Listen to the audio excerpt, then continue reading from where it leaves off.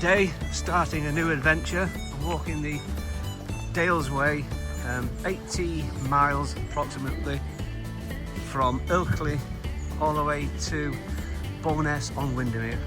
Today we're doing the first part, it's about 17 miles, and we're walking from Ilkley to Grassington.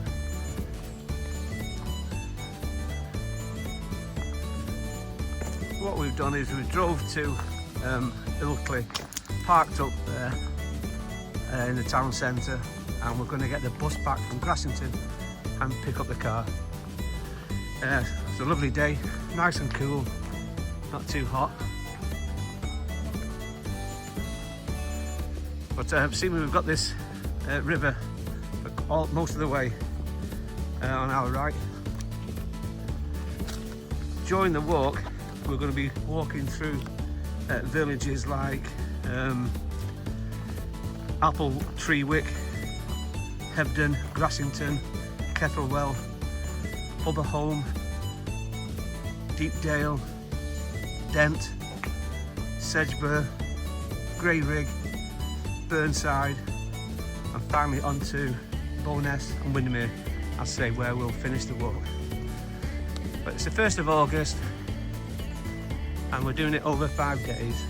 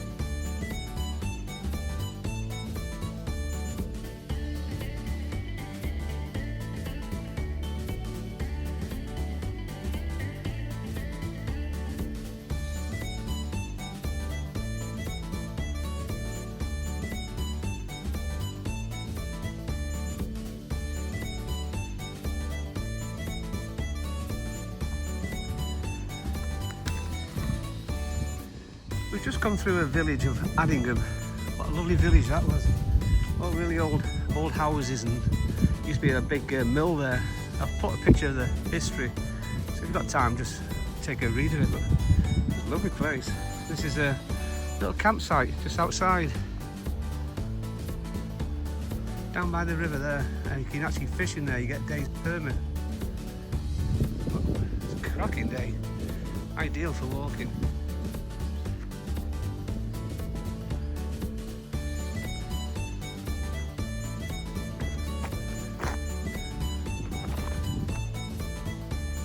So peaceful around here. Some lovely little cottages. I take it they must be they belong to the mill workers, but they've turned them into pretty posh houses.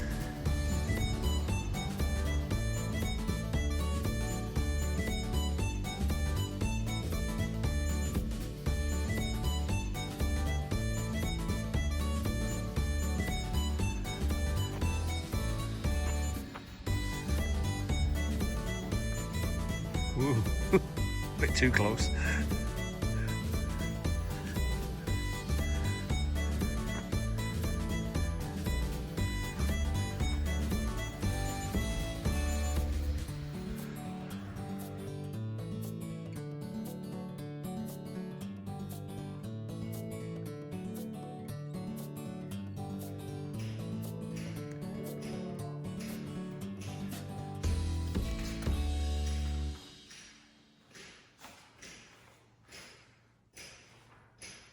This is a Quaker meeting house built in 1666.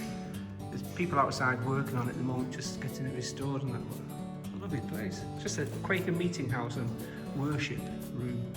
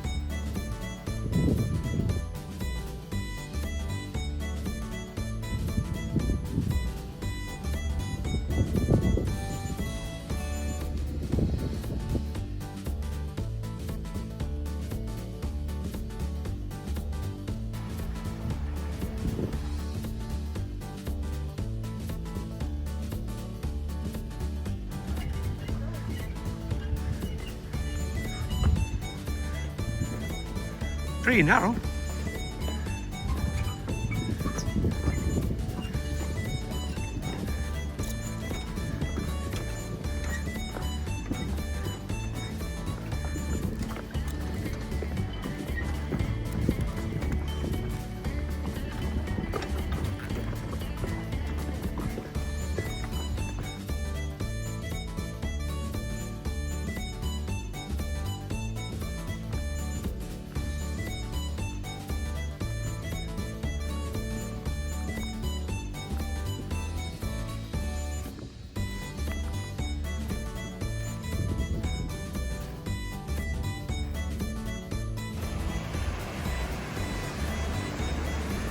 That's us just coming into Grassington. Took us 17 and a bit miles. It's taken 7 hours. Stopped quite a few times for breaks and that, but it's been a lovely walk. Really nice. Been very scenic along the river most of the way. And we've got to get back to Ilkley now, so we'll try and find a bus.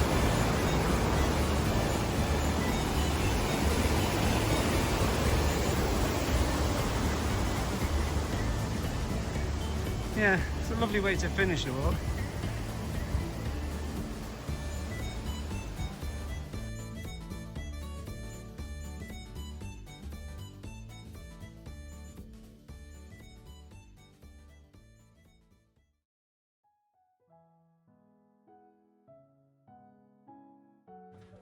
Grassington, the largest village in Upper Wharfdale, once a centre for lead mining and textiles.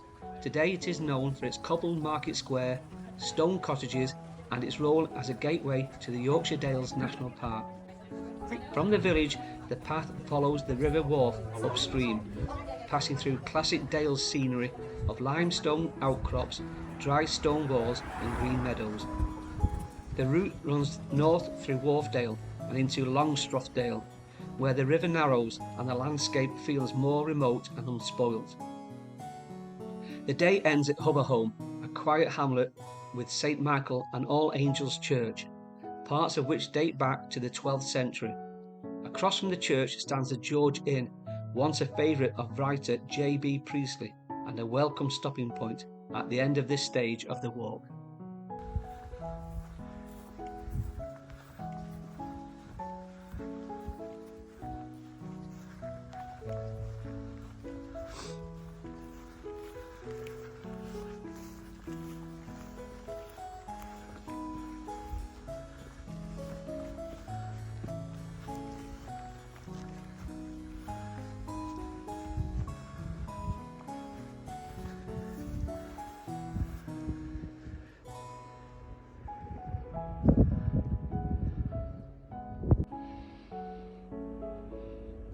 We're just leaving the village of Grassington. There's two ways you can go. You can go through a lower route which takes you through fields, which is quite flat, or you can go this route which takes you over and up at Grassington, which is, although it's up a hill, seemingly it's easier, so you don't have to go through all these gates. But we're on our way to a place called Hubberholme today. Should take us roughly about 5 hours. It's only 12-13 miles, but if the weather stays like this, it'd be ideal.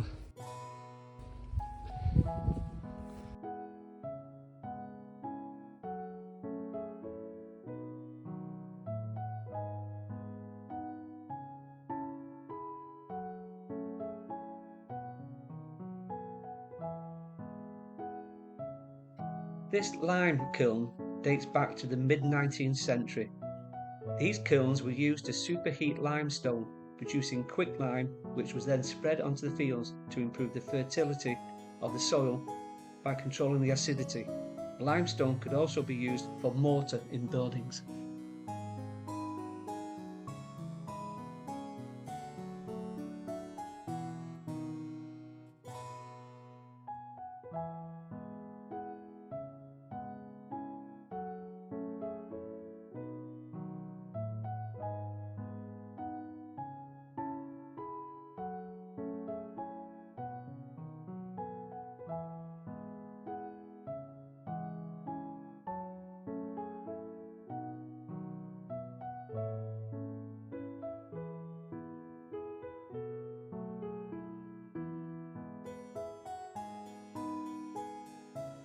As the path continues along the Dales Way, it leads directly through fields of grazing cattle. They're a familiar sight in the Yorkshire Dales, where farming has shaped the landscape for centuries. Walking here often means sharing the trail with livestock, and it gives a real sense of being in the heart of working countryside. The cattle graze peacefully by the river, adding to the rural character of this stage of the walk.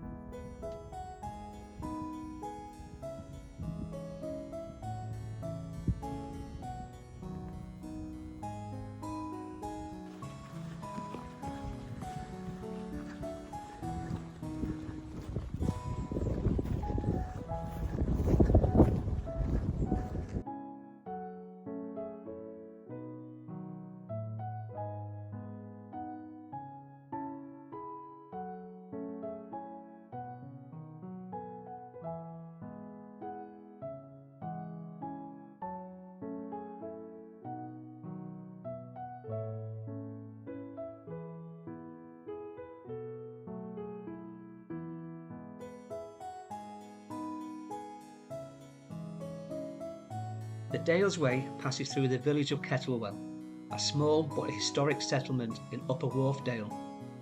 The village grew during the days of lead mining in the 17th and 18th centuries and later became known for hand knitting, with its stockings once sold across the country. Today, Kettlewell is best known as a walking centre, with paths leading into Wharfdale, Littondale and over to Coverdale. Its stone cottages, narrow lanes and bridges across the River Wharfe give the village a traditional Dales character. Kettlewell also gained wider attention as a setting for the film Calendar Girls, which brought its timeless scenery to a global audience. For walkers on the Dales Way, it makes an ideal stopping point with pubs, cafes and plenty of charm.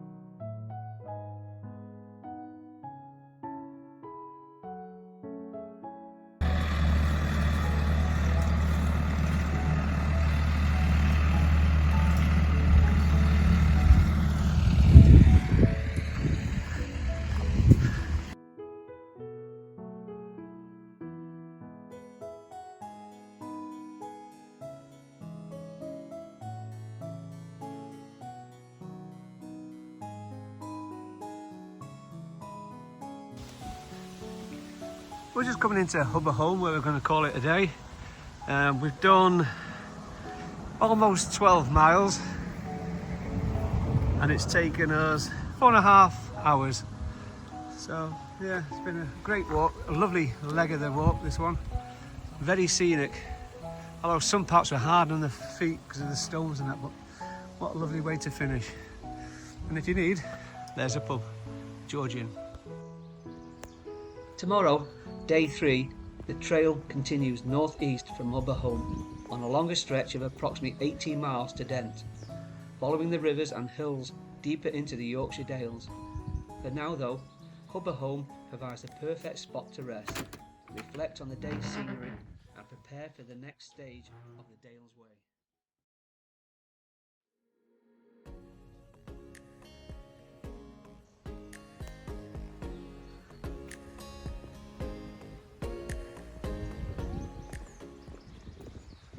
Today's stage of the Dales Way begins in the tiny hamlet of Hubberholme, a quiet, timeless spot in Upper Wharfdale. Nestled beside the River Wharfe, Hubberholme was once an important crossing point on old packhorse routes, though now it's little more than a handful of houses, a pub and its beautiful church. St Michael and All Angels Church is the real jewel here. Parts of it date back to the 12th century, and inside you'll find oak pews crafted by the famous Yorkshire woodcarver Robert Thompson, known as the Mouse Man of Kilburn, each one marked with his signature carved mouse. The churchyard is also the resting place of author J.B. Priestley, who loved this part of the Dales. From this peaceful spot, the trail heads deeper into the heart of the Yorkshire Dales, climbing towards some of the most dramatic scenery of the entire walk as we make our way to Dent.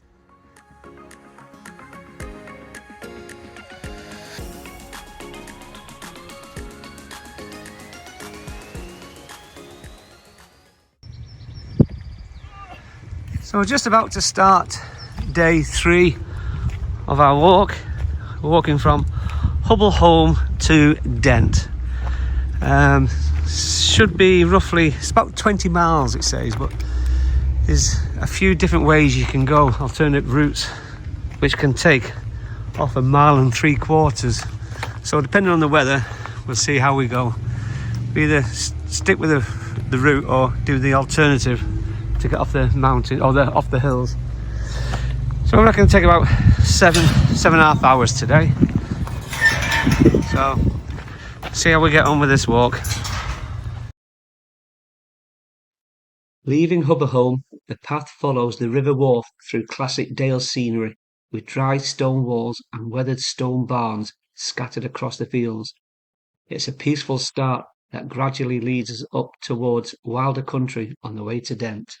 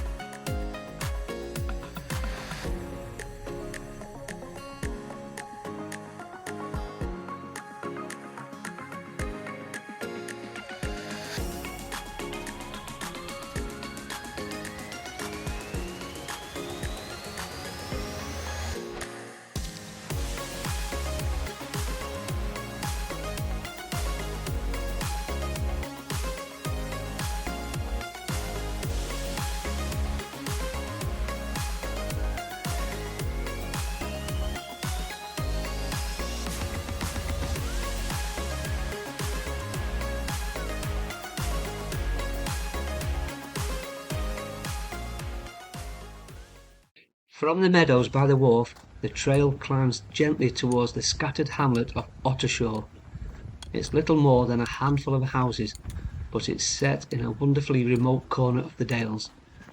Standout building here is Ottershaw Hall, a solid old farmhouse with a long history providing shelter in this high country.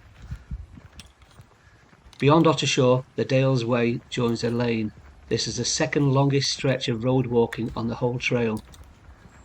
It might not be the most exciting section, but the miles pass quickly, and the open views of the surrounding fells give a real sense of progress as the route pushes on towards the wilder ground ahead. Nature Barn is a brilliant little pit stop along the way. It runs on an honesty box system, with homemade cakes, snacks and hot or cold drinks, and if you're short of change, you can even pay by card. There's also a toilet here, and we certainly made good use of all the facilities before heading off again. It's one of those unexpected gems that makes the Dales Way feel so welcoming.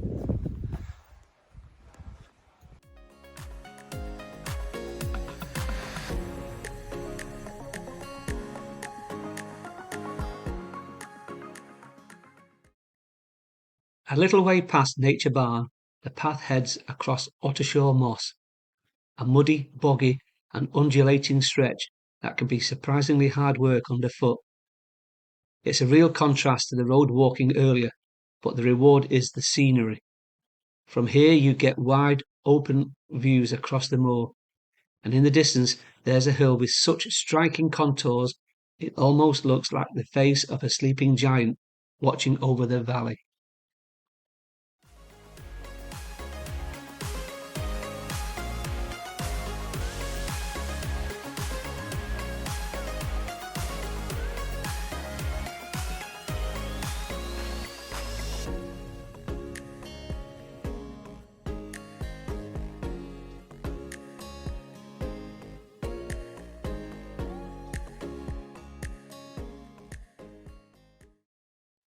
At Cam Houses, we decided to tackle the high route, which joins up with part of the Pennine Bridleway. It turned out to be a great choice, because this is where you hit the very highest point of the whole Dales Way at 574 metres. The climb definitely got the legs working, but the views from the top were absolutely stunning. It felt like the whole of the Dales opened up around us.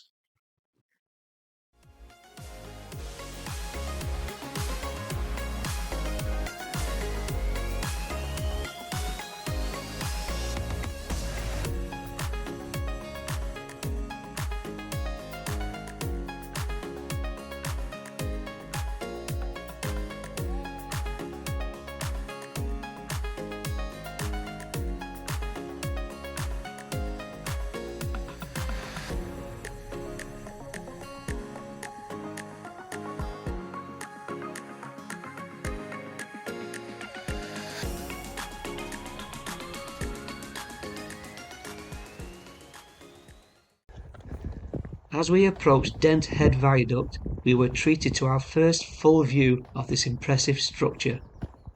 The viaduct stretches elegantly across the valley, its stone arches perfectly framing the rolling hills around it. You can't help but pause and take it all in, such a striking piece of engineering blending into the natural landscape. Unfortunately, just after this point the heavens opened and the rain came down hard. We weren't able to capture any video of our final stretch to Dent. Still, despite the sudden downpour, it was a wonderful way to end a really lovely day in the hills.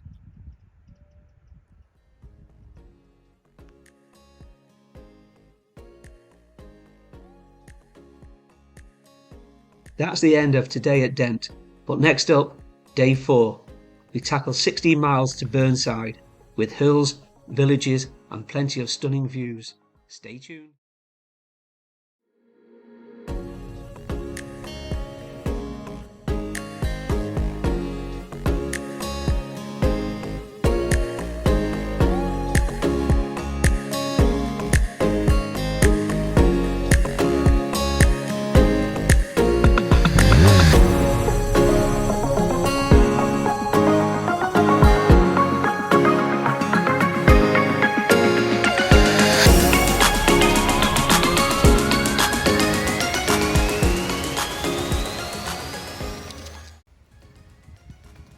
We are just about to start day 4 of our Dales Way walk, from Dent to Burneside. We set off into the morning with heavy rain and a strong blustery wind, not exactly the most welcoming start to the day. The path took us through rolling hills and quiet valleys, the scenery dramatic under the low grey skies. Despite the weather, there was still a rugged beauty all around us, with rushing streams and mist clinging to the fells. As the day went on, the rain eased and the walk became more enjoyable, with occasional glimpses of sunshine breaking through. By the time we reached Burneside, it felt like a real achievement, a tough but rewarding leg of the journey.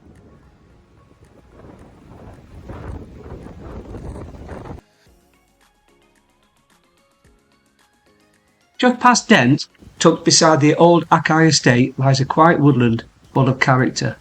It's not big, but it's brimming with life. As you wander through, you'll spot hand-carved signs on the trees, little nuggets of nature wisdom and local history that invite you to slow down and look closer. And then there's the Bug Hotel, a rustic, layered haven built from logs, bark and stone, offering shelter to the bees, the beetles and other tiny tenants. It's part of a local effort to boost biodiversity, and it's working. The whole wood feels like a living classroom, peaceful, playful and quietly wild. So take a moment here, listen to the birds, read the signs and let the Bug Hotel remind you even the smallest creatures deserve a place to thrive. Just a little further along, you come across the Pepper Pot.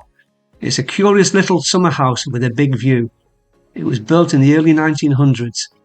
It's octagonal, stone built and perched like a lookout over the River Raffy. Some say it was for fresh air and quiet reflection. Others reckon it was just a fancy spot to watch the hounds run.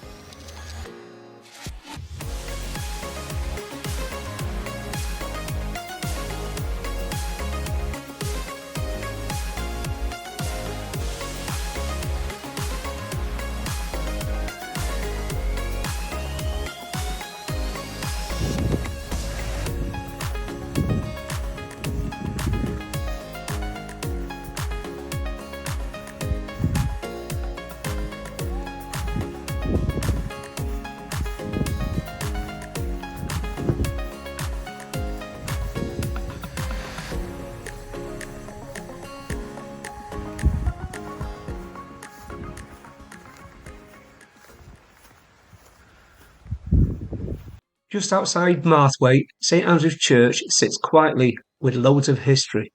We even found a hidden geocache tucked inside.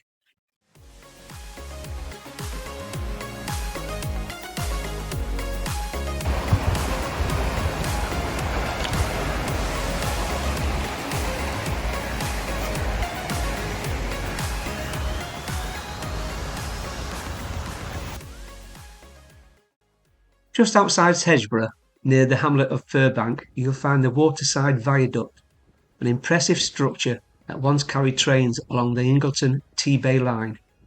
Built in the 1860s, it spans a river Lune with a mix of stone arches and a central iron span, rising nearly 100 feet above the valley floor. Though the railway closed decades ago, the viaduct remains a striking landmark, tucked into a quiet countryside and surrounded by walking trails.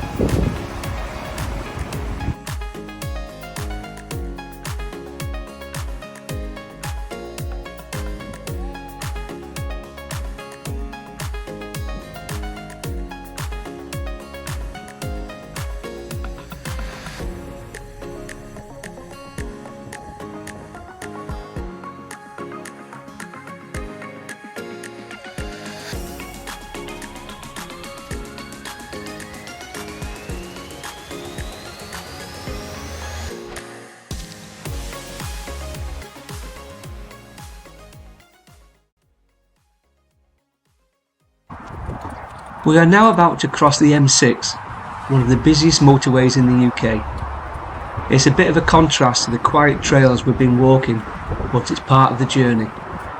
Beneath us, thousands of cars and lorries are rushing between cities, while up here we've got fresh air and open views.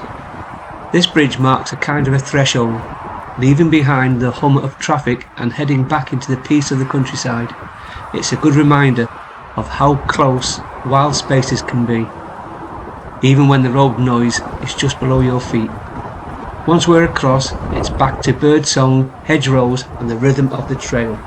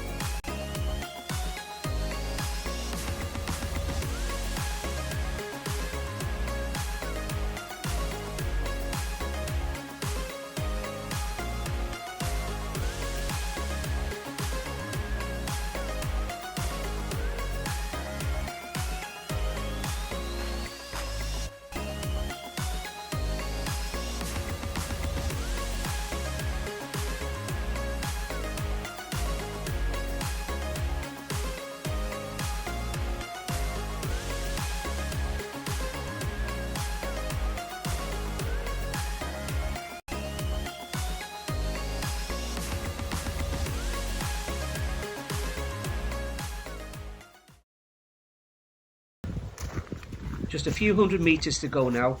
The finishing point is just ahead of us. After days of walking through valleys, villages, riversides and rolling hills, it feels almost surreal to be this close. Step by step we're closing in on the end of the Dales Way. And here it is, the finish. 84 miles behind us. 5 days of steady walking, adventure, challenge and discovery. What a journey it's been. From the rugged beauty of the Yorkshire Dales to the peaceful stretches that carried us ever closer, every mile has had its own story. There's a real mix of feelings here at the finish, relief, pride and joy. It's been a great walk, one that's tested us at times, but rewarded us with memories we'll carry forever.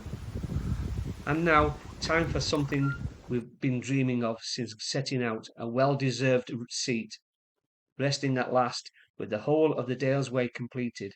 It's the perfect moment to look back, take it all in, and simply enjoy what we've achieved. 5 days, 84 miles, the Dales Way complete.